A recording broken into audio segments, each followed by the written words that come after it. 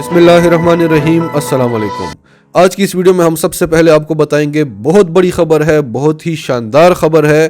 ایران نے اسرائیل سے اپنا بدلہ لے لیا ہے اور اتنے شاندار طریقے سے لیا ہے کہ پوری دنیا حیران ہو گئی ہے۔ اس حوالے سے آپ کو ڈیٹیلز دیں گے اور پھر آپ کو بتائیں گے کہ اسرائیل کیا نئی چال چل رہا ہے، جس کے بعد پاکستان سمیت پوری دنیا کے جتنے بھی مسلم ممالک ہیں سب کو اسرائیل کو تسلیم کرنا پڑ جائے گا۔ اور آخر میں ہم آپ کو سعودی عرب اور UAE کے حوالے سے 2-3 خبریں دیں گے جو پوری مسلم امہ کے لیے نہایت ہی شرمناک ہیں۔ تو ڈیٹیلز میں جاتے ہیں۔ اس سے پہلے اگر ابھی تک آپ نے ہمارا چینل سچ ٹی وی سبسکرائب نہیں کیا تو ابھی سبسکرائب کے بٹن پر کلک کریں اور بیل آئیکن پر بھی کلک کریں تاکہ ہماری آنے والی ویڈیوز آپ کو وقت پر ملتی رہیں۔ وہی ہوا جس کا پوری دنیا کو انتظار تھا۔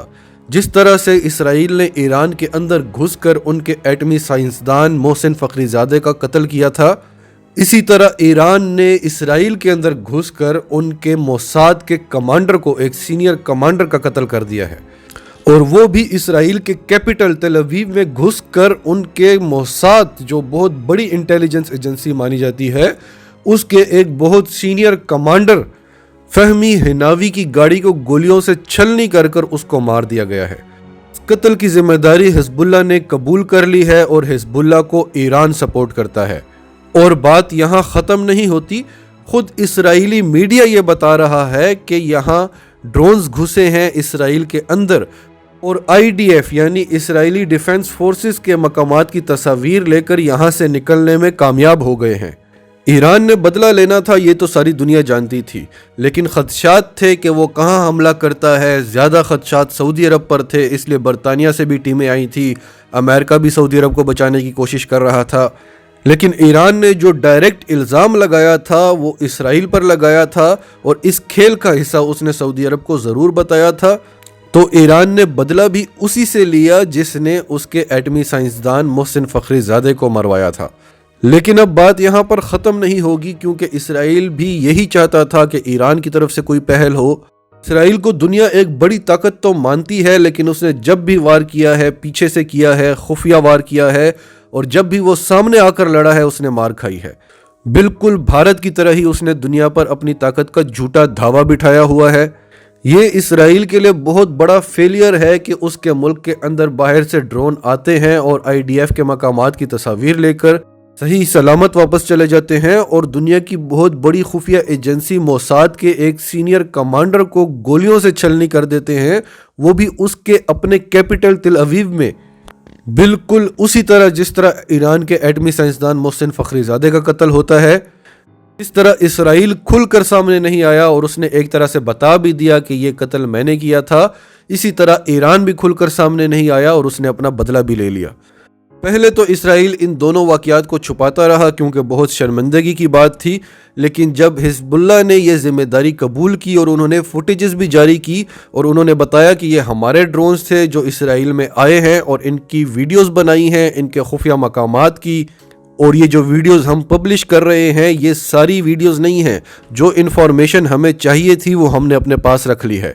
اسی طرح موساد کے سینئر کمانڈر فہمی ہناوی کو 3 دسمبر کو مارا گیا تھا اور اس کی گاڑی پر 15 گولیاں لگی تھیں، لیکن اسرائیل اس واقعے کو چھپا رہا تھا کیونکہ ایران کے جس ایٹمی سائنسدان محسن فخری زادے کو مارا گیا، یہ اسرائیل کا یہ کمانڈر فہمی ہناوی اس واقعے کا ماسٹر مائنڈ تھا۔ ساری پلاننگ اس نے کی تھی کہ کیسے اور کہاں محسن فخری زادے کو مارنا ہے۔ تو ایران نے بڑا زبردست کام کیا ہے کہ جس کی پلاننگ تھی، جو ماسٹر مائنڈ تھا، سب سے پہلے اس کو مارا ہے، اور انٹرنیشنل میڈیا یہ بھی بتا رہا ہے کہ ایسے کئی اور واقعات بھی ہو چکے ہیں اسرائیل کے اندر، کئی قتل ہو چکے ہیں جو اسرائیل چھپا رہا ہے۔ اور اسرائیل نے محسن فخری زادے کو مارنے کے لیے آٹومیٹک موبائل گن شپ بھیجی تھی، جبکہ بدلے میں اسرائیل خود بتا رہا ہے کہ ایران سے ٹیم آئی اور انہوں نے بھرے شہر میں لوگوں کے بیچ میں فائرنگ کی، اور فائرنگ کر کے وہ نکل گئے اور ابھی تک ان کا پتہ نہیں لگایا جا سک رہا۔ اسی طرح جب ڈرونز اسرائیل کے اندر گھسے تو اس وقت اسرائیل کی جو سیکیورٹی فورسز تھیں وہ ہائی الرٹ پہ تھیں، یعنی وہ کوئی سوئے ہوئے نہیں تھے، ہائی الرٹ پہ تھے، پھر بھی ڈرونز آئے فوٹیجز لے کر کامیابی سے واپس چلے گئے۔ ایسے واقعات میں بڑی طاقتوں کے سارے پول کھل جاتے ہیں۔ ایران کوئی اتنی بڑی طاقت نہیں ہے جتنی بڑی طاقت اسرائیل ہے، لیکن جس انداز سے ایران نے بدلہ لیا ہے اور جس انداز سے اس نے کارروائیاں کی ہیں، اسرائیل کبھی بھی نہیں کر سکتا۔ اب اگلی خبر یہ ہے کہ اسرائیل ایک بہت بڑی پلاننگ کر رہا ہے۔ وہ پلاننگ یہ ہے کہ بار بار سعودی عرب سے یہ بیان دلوایا جا رہا ہے کہ ہم اسرائیل کو تسلیم کر لیں گے۔ آج بھی سعودی عرب نے یہ بیان دیا ہے کہ ہم آج ہی تسلیم کر لیں اگر اسرائیل اور فلسطین کے معاملات آپس میں طے ہو جاتے ہیں۔ یہی بات عمران خان بھی کر رہا ہے کہ اگر فلسطینیوں کے حقوق ان کو مل جاتے ہیں تب جا کر اسرائیل کو تسلیم کرنے کی بات ہو سکتی ہے۔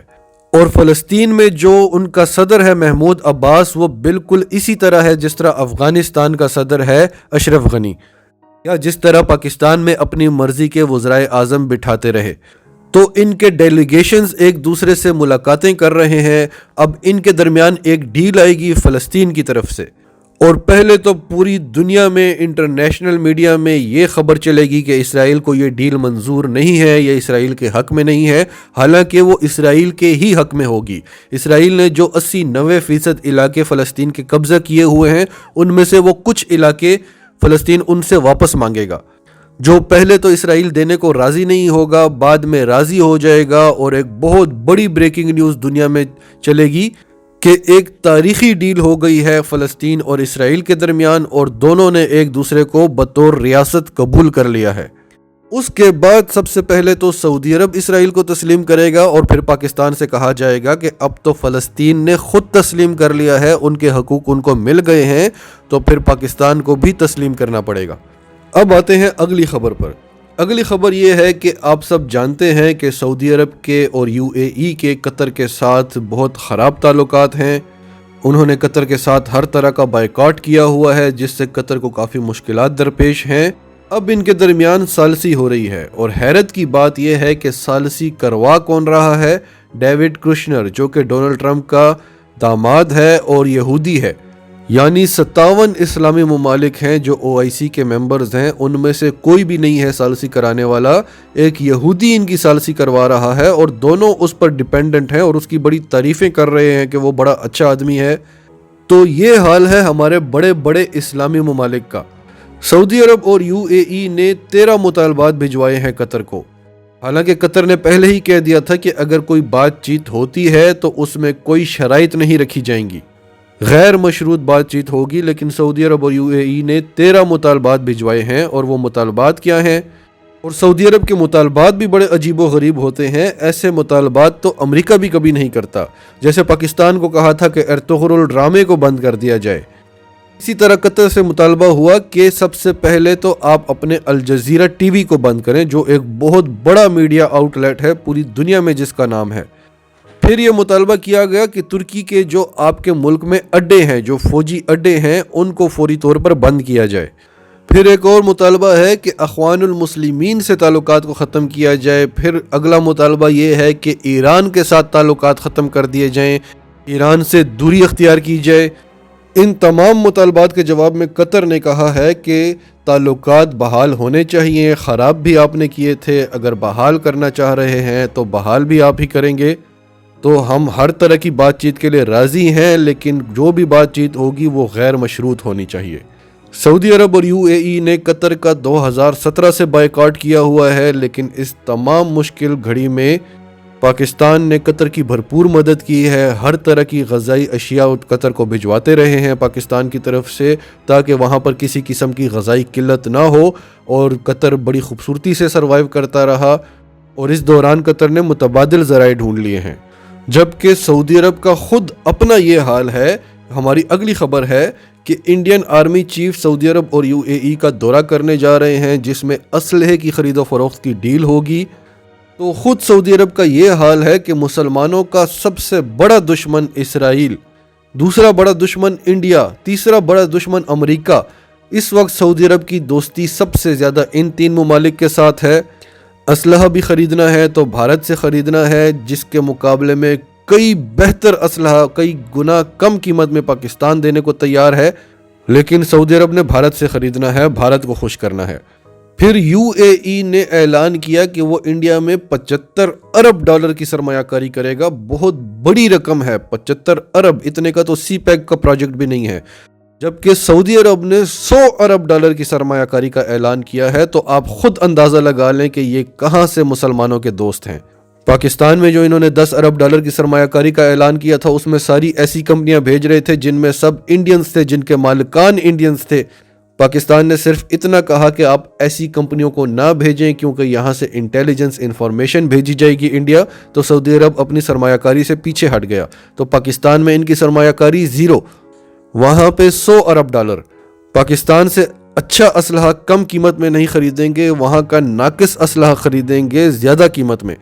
तो मुसलमान ममालिक को चाहिए कि आपस में इत्तफाक करें और इन दो ममालिक को बिल्कुल सेपरेट कर दें, क्योंकि ये मुसलमानों के लीडर बनकर अमेरिका, इसराइल और भारत की लॉबी को रिप्रेजेंट कर रहे हैं। नाजरीन, आपका इस सब के बारे में क्या कहना है? कमेंट्स में अपनी राय का इजहार करते रहें। और अगर आप हमारे चैनल पर नए हैं तो अभी सच टीवी को सब्सक्राइब करें, सच टीवी फैमिली का हिस्सा बने। और हमारी वीडियोस पसंद आएँ तो इन्हें लाइक करें, शेयर करें, ताकि ज़्यादा से ज़्यादा पाकिस्तानियों तक ये मैसेजेस पहुँचते रहें।